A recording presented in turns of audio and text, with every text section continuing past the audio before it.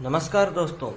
आज इस वीडियो में हम non homogeneous linear partial differential equation with constant coefficient पढ़ेंगे। इसके अंदर हम नॉन होमोजीनियस लीनियर पीडीई के हम कॉम्प्लीमेंट्री फंक्शन और पार्टिकुलर इंटीग्रल निकालना सीखेंगे। इसके पहले हमने चार वीडियो बनाई थी जिनके अंदर हमने homogeneous linear partial differential equation उनके हमने कॉम्प्लीमेंट्री फंक्शन यानी सीएफ और पार्टिकुलर इंटीग्रल निकालना बहुत इजी लैंग्वेज में देखे थे। ठीक है, तो अब हम पढ़ते हैं इस वीडियो के अंदर नॉन होमोजीनियस इक्वेशंस। ठीक है, तो सबसे पहले तो हम देखेंगे ये नॉन होमोजीनियस लीनियर पीडीई क्या होती है। ठीक है, तो देखो मैं आपको एक एग्जाम्पल के माध्यम से आपको मैं बताऊंगा। तो देखो एक एग्जाम्पल लो, जैसे ये है एक इक्वेशन आपको दी हुई है D square D dash square plus T minus D dash. ठीक है, तो देखो यहाँ पर ये इक्वेशन है। अब होमोजीनियस में तो क्या होता था, ये जो इक्वेशन है इसमें देखो इसका पावर 2 है, इसकी 2 है, इसकी 1 है और इसकी 1 है। तो होमोजीनियस में तो ये 2 है, ये 2 है, तो ये दोनों भी 2 होती थी। लेकिन इसके अंदर ये सभी जो पावर हैं ये एक जैसी नहीं है, इक्वल नहीं है। इसलिए ये आप समझ सकते हो कि ये non homogeneous linear partial differential equation है। ठीक है, तो आप ये समझ सकते हो। अब देखेंगे यहाँ पर हम इनके कॉम्प्लीमेंट्री फंक्शन कैसे फाइंड किए जाते हैं। तो देखो यहाँ पर जैसे आपको कोई इक्वेशन दी हुई है, यहाँ पर ध्यान से देखना, ये काफी इंपॉर्टेंट है। ठीक है, तो यहाँ पर आपको जैसे ये इक्वेशन दी हुई है B D minus A D dash minus C. ठीक है, और z is equal to 0। Normally समझना है इसको। ठीक है, बिल्कुल आसान समझा रहा हूँ, आसान भाषा में। ठीक है, तो यहाँ पर देखो ये नॉन होमोजीनियस है, आप देख सकते हो इसकी पावर 1 है, इसकी पावर 1 है, लेकिन इसके अंदर डी और डी डैश है ही नहीं। जब डी और डी डैश नहीं होते तो यहाँ पर पावर 0 मान ली जाती है। ठीक है, तो यहाँ पर तो पावर है 0, तो ये नॉन होमोजीनियस हो गया क्योंकि यहाँ 1 है, यहाँ 1 है और वहाँ यहाँ पर 0 है। ठीक है, तो यहाँ पर आप आगे देखो इसका आप कॉम्प्लीमेंट्री फंक्शन सी एफ कैसे फाइंड करते हो। ठीक है, तो देखो यहाँ पर जैसे ये इक्वेशन दी हुई है तो आप इसका सी एफ कैसे लिख दोगे, ये फॉर्मूला याद रख लेना। आप इसको लिख दोगे ई सी एक्स अपॉन बी। ठीक है, और five by plus A x. ठीक है, और आप इस बात को भी देख लेना कि यहाँ पर b is not equal to 0 हो। ठीक है, अगर यहाँ b इज इक्वल टू 0 हो जाएगा तो ये ऊपर इन्फिनिटी हो जाएगा और इन्फिनिटी होकर ये पूरा इन्फिनिटी हो जाएगा सी एफ। ठीक है, तो ये आप ध्यान रखना, ये फॉर्मूला इंपॉर्टेंट है। ठीक है, और इसी फॉर्मूले से रिलेटेड अब हम आगे एग्जाम्पल्स देखेंगे, तब आपको ये और फॉर्मूला और क्लियरली समझ में आ जाएगा। तो देखो यहाँ पर पहला एग्जाम्पल आप देखो, यहाँ पर जैसे आप एक नॉर्मली एग्जाम्पल लो। एग्जाम्पल, इस एग्जाम्पल में क्या दिया हुआ है आपको, देखो यहाँ पर D square minus D dash square plus D minus D dash Z is equal to 0। ठीक है, तो यहाँ पर आप इस इक्वेशन को और कैसे लिख सकते हो, ऐसे लिख सकते हो डी माइनस डी डैश। इस वाली टर्म को आप ऐसे लिख सकते हो डी माइनस डी डैश और डी प्लस डी डैश। ठीक है, और यहाँ आगे ऐसे लिख सकते हो डी माइनस डी डैश। इसको ब्रैकेट के अंदर बंद कर दो, यहाँ जेड आ जाएगा इज इक्वल टू 0।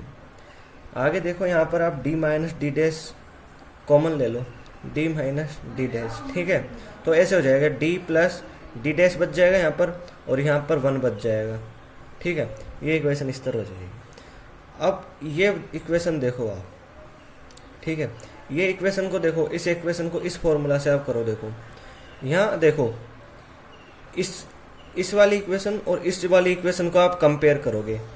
ठीक है, ये यहाँ केवल ये d है। ठीक है, ये ध्यान रखना, यहाँ भी केवल यहाँ d डैश है। और ठीक है, ये मैंने समझाने के लिए ऊपर पावर में 1 लगाई थी। ठीक है, तो इस d को देखो, इस d के आगे क्या है, कुछ नहीं है, केवल 1 है, तो यहाँ पर b की वैल्यू 1 हो रही है। इस इक्वेशन के रेस्पेक्ट में देख रहे हैं, इस d डैश के आगे, यहाँ d डैश के आगे। ठीक है, इस d डैश के आगे क्या था, इस वाले d डैश के आगे क्या है, -1 है, तो पहले तो -1 लिख लो। इस d डैश के आगे क्या है, इस वाले d डैश के आगे तो माइनस है लिख दिया, और इस वाले d डैश के आगे क्या है, -1। तो a की वैल्यू आपको क्या मिल रही है, 1 मिल रही है। इस इक्वेशन में c दिया हुआ c है, लेकिन इस इक्वेशन में कुछ भी हमको c की जगह पर नहीं मिल रहा है, इसलिए यहाँ c इज इक्वल टू 0 हो जाएगा। ये सभी वैल्यू इस फॉर्मूला में लिख दो। ठीक है, तो यहाँ आपको इस वाली इक्वेशन के रेस्पेक्ट में करेस्पॉन्डिंग टू दिस इक्वेशन आपको ये कॉम्प्लीमेंट्री फंक्शन मिल जाएगा। c की जगह आप लिख दोगे 0, तो ये वाली जो टर्म है पूरी 0 हो जाएगी, आगे लिखने की जरूरत नहीं है। फाई लगा दोगे, y लिख दोगे और ए की जगह पर 1 मिनट, यहाँ पर आप ध्यान देना, देखो 1 मिनट, इस जगह आप क्या करोगे, इस जगह पर आप बी भी लगाओगे, ठीक है, ये ध्यान देना ना, यहाँ हम लिखना भूल गए। तो यहाँ बी की जगह क्या लिख दोगे, यहाँ बी 1 है तो आपको लिखने की जरूरत नहीं, क्योंकि 1 वाई से मल्टीप्लाई होगा, आपको वाई ही मिलेगा। फिर क्या करोगे, यहाँ ए की जगह पर भी 1 है तो ए की जगह 1 है, 1 एक्स से मल्टीप्लाई होगा और आपको एक्स ही मिल जाएगा। तो ये e की पावर 0 तो हो गया 1, और यहाँ आपको ये y प्लस एक्स मिल गया। आप चाहो तो 5 भी दे सकते हो, ठीक है। तो ये हो गया इसके, इस वाली इक्वेशन के रेस्पेक्ट में। अब इस वाली इक्वेशन के लिख लो यहाँ d plus D dash corresponding to d plus D dash plus 1, ऐसा है, ठीक है। यहाँ पर देखो आप इस वाली और इस वाली इक्वेशन को कंपेयर करो, तो यहाँ d के आगे क्या है, 1 है, तो यहाँ पहले तो b लिख लो, b की वैल्यू हो जाएगी 1। यहाँ d डैश के आगे क्या है, -1, तो -1 लिख लो। यहाँ d डैश के आगे क्या है, 1, तो यहाँ a की वैल्यू क्या हो जाएगी, -1। यहाँ देखो, यहाँ -c है, ठीक है, यहाँ -c की जगह क्या है, +1 लिख दो, तो c की वैल्यू -1 हो जाएगी। इन सभी वैल्यूज को आप इस फॉर्मूला में लिख दो, जैसे तो आपको ये CF मिल जाएगा कॉरेस्पॉन्डिंग टू दिस इक्वेशन, ठीक है। तो यहाँ आपको CF मिल जाएगा, ई सी की जगह लिख दो -1, तो x से मल्टीप्लाई होएगा, -x हो जाएगा। नीचे b की जगह लिख दो 1, लिखने की जरूरत नहीं है, आगे चाहे लिख दो यहाँ पर।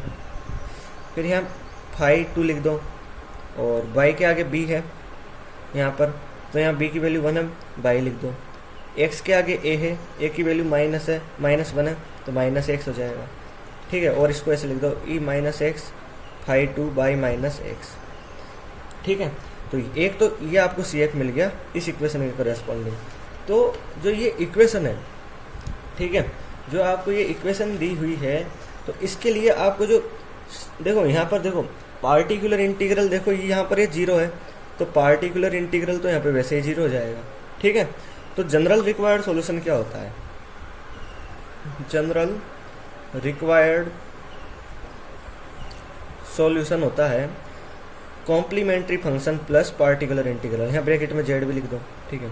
कॉम्प्लीमेंट्री फंक्शन आपको क्या मिल गए, ये मिल गए, ये तो दोनों को लिख दो 1 बाई प्लस एक्स और प्लस e माइनस एक्स और 2 by minus x. Particular integral 0 हो जाएगा, तो लिखने की जरूरत नहीं है, ठीक है। और ये 1 और 2 क्या है, ये भी ध्यान रखना, ये आर्बिट्रेरी फंक्शन है, ठीक है। तो ये आपने नॉन होमोजीनियस इक्वेशन का आपने कॉम्प्लीमेंट्री फंक्शन फाइंड करना सीखा, ठीक है। अब देखो एक और एग्जाम्पल देखते हैं, उस एग्जाम्पल में भी आपको कुछ नई बात आपको सीखने को मिलेगी, तो उस एग्जाम्पल को भी आप ध्यान से देखना, ठीक है। तो देखो यहाँ पर एग्जाम्पल, नेक्स्ट एग्जाम्पल, तो ये दिया हुआ है आपको r plus 2s plus t plus 2p plus 2q plus z is equal to 0, ये आपको दिया हुआ है। p q r की जगह क्या लिख दोगे, del square z upon del X square. 2s की जगह क्या लिख दोगे, p q r s del square z del X upon del Y. t की जगह लिख दोगे del square z upon del Y square plus 2, p की जगह लिख दोगे del z upon del X. 2 q की जगह लिख दोगे del z upon del Y plus z is equal to 0। इनको आप कैसे लिख सकते हो, देखो इसको आप क्या लिख दोगे, डी स्क्वायर जेड, ठीक है, ठीक है। अब क्या करोगे आप, देखो यहाँ 2 लिख दो, इसको आप कैसे लिख दोगे, डी डैश जेड, इसको कैसे लिख दोगे, डी डैश स्क्वायर, और ये जेड है, इसको लिखना पड़ेगा 2 डी जेड, ठीक है, ये हो गया। फिर यहाँ 2 लिख दो, और यहाँ बाई है ना नीचे, तो यहाँ डी डैश हो जाएगा और जेड हो जाएगा, और ये plus Z is equal to 0 आ जाएगा। यहाँ पर अब आप आगे क्या करोगे, यहाँ पर आप जेड कॉमन ले लोगे, D square plus 2d D dash plus D dash square plus 2d plus 2d dash plus 1, और ये जेड आप कॉमन ले लोगे, हो गया, ठीक है। अब आगे देखो इसको, और आप आगे लिख सकते हो, कैसे लिखोगे, देखो यहाँ पर देखो आप ध्यान से, इसको लिख दोगे आप ऐसे, देखो इस इक्वेशन को आप आगे कैसे लिख दोगे, देखो D plus D dash plus 1 का स्क्वायर इज इक्वल टू 0, और यह जेड जरूर लगा देना, ठीक है। ये जेड हो गया। अब यहाँ पर आप देखो कैसे करोगे, आप वो फॉर्मूला लिख लो यहाँ पर, जैसे आपको दी हुई है यहाँ पर equation B D minus A D dash minus C is equal to 0 होता है, ठीक है। ऐसे ही तो होता है, ऐसे होता है, ठीक है। ऐसे इक्वेशन दी होती है, तो यहाँ पर आपका सी एफ क्या निकलता है, E C X upon B और phi B by plus A X, ऐसे सी एफ निकल जाता है, ठीक है। तो ऐसे हो जाता है। तो देखो ये जो इक्वेशन है इसको इस इक्वेशन से कंपेयर करो तो क्या होगा, यहाँ डी है, यहाँ डी है, तो बी की वैल्यू यहाँ पर 1 है, यहाँ डी डैश के, यहाँ डी डैश है, यहाँ डी डैश है, डी डैश इधर डी डैश के आगे क्या है माइनस ए, यहाँ क्या है 1, ठीक है। यहाँ माइनस सी है, ठीक है, और यहाँ माइनस सी की जगह 1 है, तो यहाँ ए की जगह तो आपको मिल रहा है -1, सी की जगह भी मिल रहा है आपको -1, ठीक है। आपको इस तरह मिल रहा है। अब आप यहाँ पर इस फॉर्मूला में रखोगे वैल्यू, देखो यहाँ पर ये 2 बार है स्क्वायर, तो आप क्या करोगे ध्यान से देखना, एक बार तो देखो आप ऐसे लिख दोगे, अगर यहाँ एक बार ही होता तो एक बार ही लिख देते आप इसको, लेकिन यहाँ स्क्वायर लग रहा है जो आपको 2 बार लिखना पड़ेगा, तो एक बार तो लिख दो, ई सी की जगह -1, एक्स से मल्टीप्लाई होगा इसलिए -x हो जाएगा, और अपॉन में बी आएगा, बी की वैल्यू 1 है जो आपको -x ही मिलेगा, और आप 5 लिख दो, यहाँ बी की जगह 1 लिख दोगे, y से मल्टीप्लाई होगा, ए की जगह -1 लिख दोगे और -x मिल जाएगा, फिर आप इसको वापस लिखोगे, ठीक है। इसको आप बिल्कुल वैसे के वैसे ही लिख दो, यहाँ की स्क्वायर है तो यहाँ e -x हो जाएगा, फिर आप क्या करोगे, यहाँ पर x और लिख दो, ठीक है, और यहाँ 5 है तो यहाँ 5 लिख दो, और इसको अंदर y -x ऐसे कैसे ही आप लिख दोगे, ठीक है। तो आप क्या करोगे, ये आपको मिल गया, और यहाँ 5 क्या है, आर्बिट्रेरी फंक्शंस, ओके। तो ये आपको यहाँ पर ये मिल गया इसका सी एफ, और जनरल रिक्वायर्ड सॉल्यूशन आप लिखोगे तो वो भी सी एफ के इक्वल ही होगा, क्योंकि जो पार्टिकुलर इंटीग्रल मिलेगा वो हमको 0 ही मिलेगा, ठीक है। तो ये हो गया, ठीक है। अब देखो इससे ही रिलेटेड एक और एग्जाम्पल देख लेते हैं, ठीक है। तो ये एग्जाम्पल कुछ इस तरह है, D D dash bracket d - 2d dash -3 z is equal to 0, और इसका सॉल्यूशन हम देखते हैं। इसमें हम कॉम्प्लीमेंट्री फंक्शन फाइंड करके देखेंगे, ठीक है। तो इसमें आप वापस से वही फॉर्मूला लिख के देख लीजिए, B D minus A D dash plus C, और है ब्रैकेट में z इज इक्वल टू 0। तो इसका आप जब सी एफ निकालते हो तो कैसे निकालते हो, सी एफ इस तरह हो जाता है, देखो C F is equal to E to the power C X upon B, और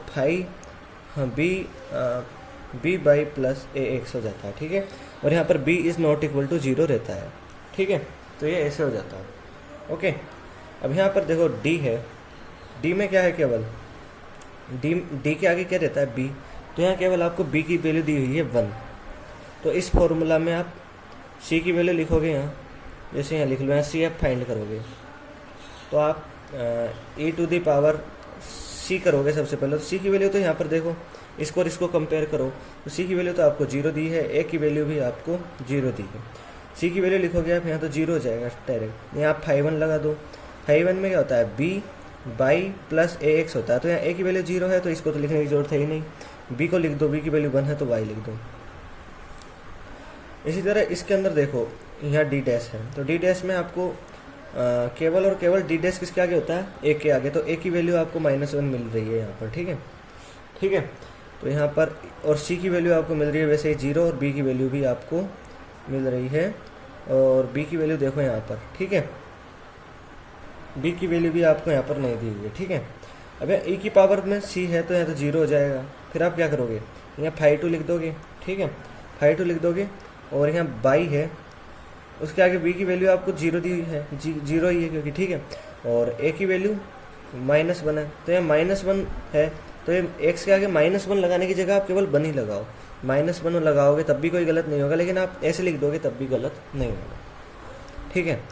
और अब ये तीसरी इक्वेशन है, इसमें देखो इसमें देखो आप तीसरी ये दी हुई है D minus 2d dash minus 3, ठीक है, ये आपको दिया हुआ है। तो इसके अंदर आप देखो तो यहाँ ए की वैल्यू सबसे पहले डी के आगे क्या है बी, तो बी की वैल्यू आपको दी हुई है, बी की वैल्यू यहाँ पर देखो 1, फिर डी डैश, यहाँ डी डैश के आगे क्या, यहाँ डी डैश के आगे क्या है माइनस ए, वहाँ डी डैश के आगे क्या है -2, तो -2 लिख दो। यहाँ सी है, वहाँ सी की जगह -3 है, तो यहाँ ए की वैल्यू 2 मिल रही है आपको, एक प्लस हो जाएंगे, और यहाँ सी की वैल्यू -3 मिल रही है, ठीक है। तो इस तरह ये हो गया, ठीक है। अब यहाँ पर इस फॉर्मूला में ये सभी वैल्यू रख दो, तो ई सी की जगह लिख दो -3, एक्स लिख दो, अपॉन में बी, 1 लिखने की जरूरत नहीं है, वही आपको -3x मिल जाएगा। फिर आप यहाँ π3 लिख दो, बी की जगह यहाँ पर आप बी की जगह 1 लिख दो, y लिख दो, और ए की जगह 2 लिख दो, तो 2x, तो आपको ये मिल गया। और φ1 φ2 φ3 यहाँ पर क्या है आर्बिट्रेरी फंक्शंस है, ठीक है। तो ये एग्जाम्पल इस तरह हो गया। तो अब हम नेक्स्ट वीडियो में हम देखेंगे पार्टिकुलर इंटीग्रल कैसे निकाले जाते हैं। आपको जब अलग अलग यहाँ पर फंक्शन इस जगह पर आपको अलग अलग एफ ऑफ एक्स की वैल्यू कुछ दी हुई हो, ठीक है, तो हम नेक्स्ट वीडियो में पार्टिकुलर इंटीग्रल निकालना देखेंगे, ठीक है। तो यदि आपको वीडियो अच्छा लगा हो तो इसको लाइक कीजिए, शेयर कीजिए और हमारे चैनल को सब्सक्राइब कीजिए। धन्यवाद दोस्तों।